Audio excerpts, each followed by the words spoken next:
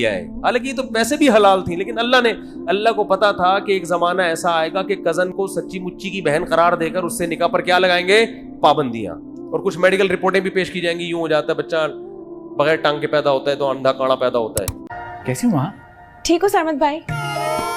سرمد بھائی بھائی میری جان لے. حفیظ الرحمان کی رپورٹ دیکھیں تو ہمیں پتہ چلتا ہے کہ نصف سے زیادہ شادی شدہ کپلز پاکستان میں وہ ہیں جنہوں نے اپنے خاندان میں یا تو فرسٹ یا سیکنڈ کزن سے شادی کی ہوئی ہے. اگر ہم ایک اور اسٹیٹسٹک اور رپورٹ کے اوپر نظر ڈالیں تو جو فرسٹ کزن میرج ہے, یعنی کہ اپنے فرسٹ کزن سے شادی کرنے کی شرح, وہ پنجاب اور بلوچستان میں سب سے زیادہ ہے. اس کے بعد آتا ہے سندھ اور پھر خیبر پختونخوا. اس طرح اگر فرسٹ اور سیکنڈ کزن میرج دونوں کو ملا لیں تو بلوچستان اور پنجاب جیسے صوبوں میں اس کی شرح 68% اور 61% تک پہنچ جاتی ہے. اور اس کے بعد سندھ اور NWF بھی آتے ہیں. دنیا بھر میں نظر ڈالیں تو ہر 3 میں سے 1 انسان نے اپنے فرسٹ یا سیکنڈ کزن سے شادی کی ہوئی ہے. اور اس کا رواج صرف ہندوستان, پاکستان, بنگلہ دیش جیسے ممالک میں نہیں پایا جاتا, بلکہ عرب ممالک میں بھی پایا جاتا ہے. امریکہ اور برطانیہ میں زیادہ تر جو ہندوستان اور پاکستان سے پاپولیشنز گئی بھی ہیں, جو ان کے ڈایاسپوراز ہیں, ان کے اندر یہ رواج زیادہ پایا جاتا ہے. لیکن عرب ممالک میں اس کا ٹرینڈ, یعنی کنسنجینیس میرجز کا ٹرینڈ بڑا ہے پچھلے کچھ سالوں میں. ترکی میں اس کا رواج زیادہ پایا جاتا تھا, لیکن اب تھوڑا سا کم ہوا ہے. پاکستان میں اس کی شرح بہرحال بہت زیادہ ہے. اب سوال یہ ہے کہ کنسنجینیس میرجز کی پاکستان جیسے ملک میں ابھی تک شرح کیوں زیادہ ہے؟ کیا مذہب ایک وجہ ہے؟ اس کے بارے میں ہم تھوڑی دیر بعد بات کریں گے, لیکن اس کی بہت بڑی وجہ جو مختلف قسم کے تبصروں کو پڑھ کے یا مکالموں کو پڑھ کے سمجھ آتی ہے, وہ ہے جہیز.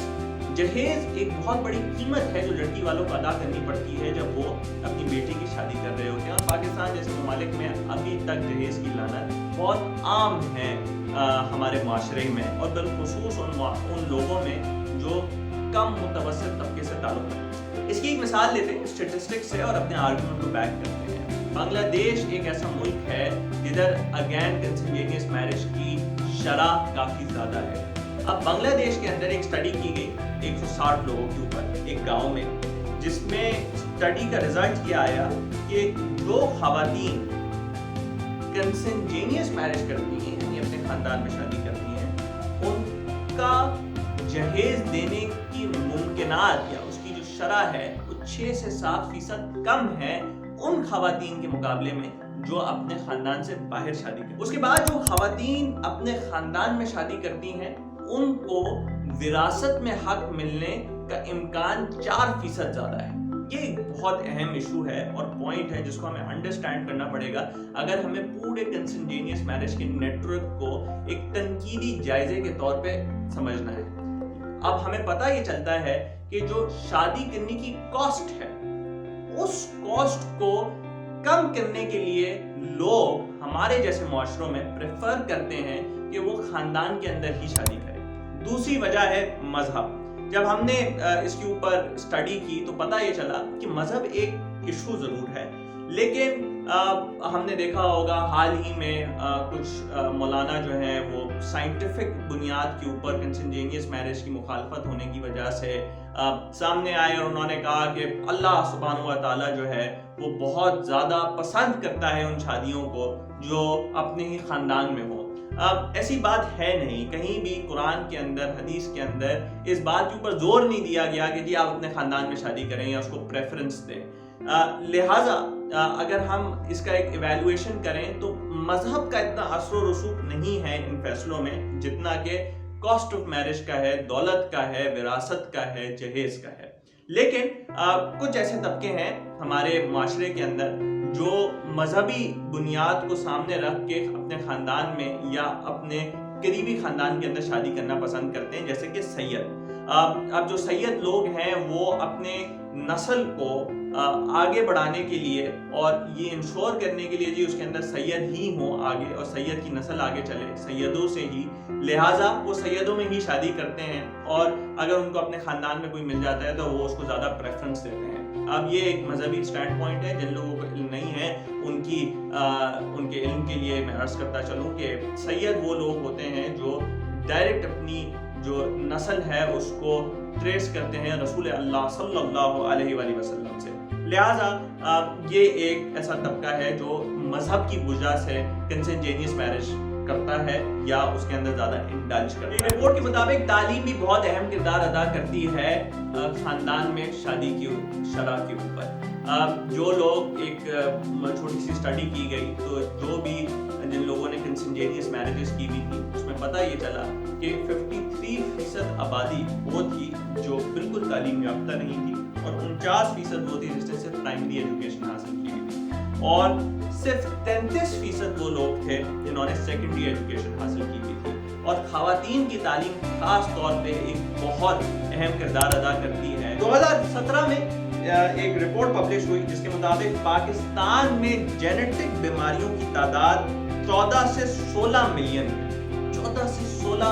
لوگ ایسی بیماریوں کے اندر مبتلا ہیں جو بیماریاں ان کے جین سے ان میں ٹرانسفر ہوئی ہیں. یعنی کہ وہ بیماریاں ہیں جو آپ کو اپنے معاشرے سے نہیں لگی, غلط کھانے پینے سے نہیں لگی یا کرونا وائرس جیسے نہیں لگی, بلکہ اپنے خاندان کی جو جینز ہیں اس کی وجہ سے آپ کو یہ بیماریاں. ایک اور بڑا الارمنگ اسٹیٹسٹک یہ ہے کہ فرسٹ کزن میرج میں عالمی طور پہ جو پریگننسی سے ریلیٹڈ ڈیتھس ہوتی ہیں بچوں کی اس کی شرح بہت زیادہ ہے فرسٹ کزن میرج میں خصوصی طور پہ. ویسے تو پوری دنیا میں اس کے اوپر ڈبیٹ بہت زیادہ ہوتی ہے, ڈسکریجمنٹ بہت زیادہ ہے سائنٹیفک حلقوں سے, لیکن قانونی طور پہ اگر آپ پوری دنیا پہ نظر دوڑائیں تو زیادہ کوئی مسئلہ ہے نہیں. آپ کر سکتے ہیں شادیاں اپنے خاندان میں, ایون اگر آپ پاکستان, ہندوستان, بنگلہ دیش, امریکہ یا برطانیہ یا کوئی اور یورپی ممالک چاہتے ہیں. لیکن امریکہ کے اندر بہت ساری اسٹیٹس ایسی ہیں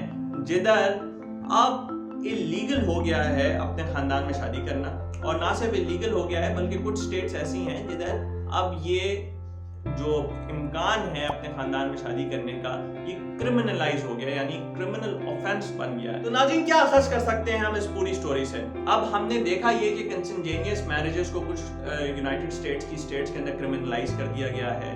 جو سائنٹیفک حلقے ہیں وہ بہت زیادہ اس کو ڈسکریج کرتے ہیں. پڑھے لکھے لوگ جو ہیں مذاق اڑاتے ہیں ان لوگوں کا جو اس فیل کے اندر حصہ لیتے ہیں اور جو اپنی شادیاں ابھی بھی خاندانوں کے اندر کرواتے ہیں.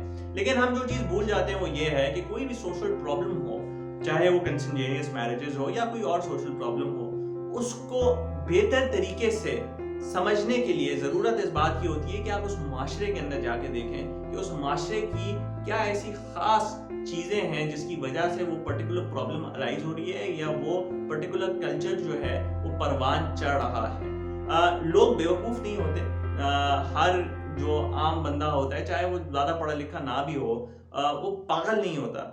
اس کے اندر عقل کی مکمل کمی نہیں ہوتی یا بالکل کمی بھی نہیں ہوتی کہ وہ اس طریقے کے فیصلے لیتے رہے.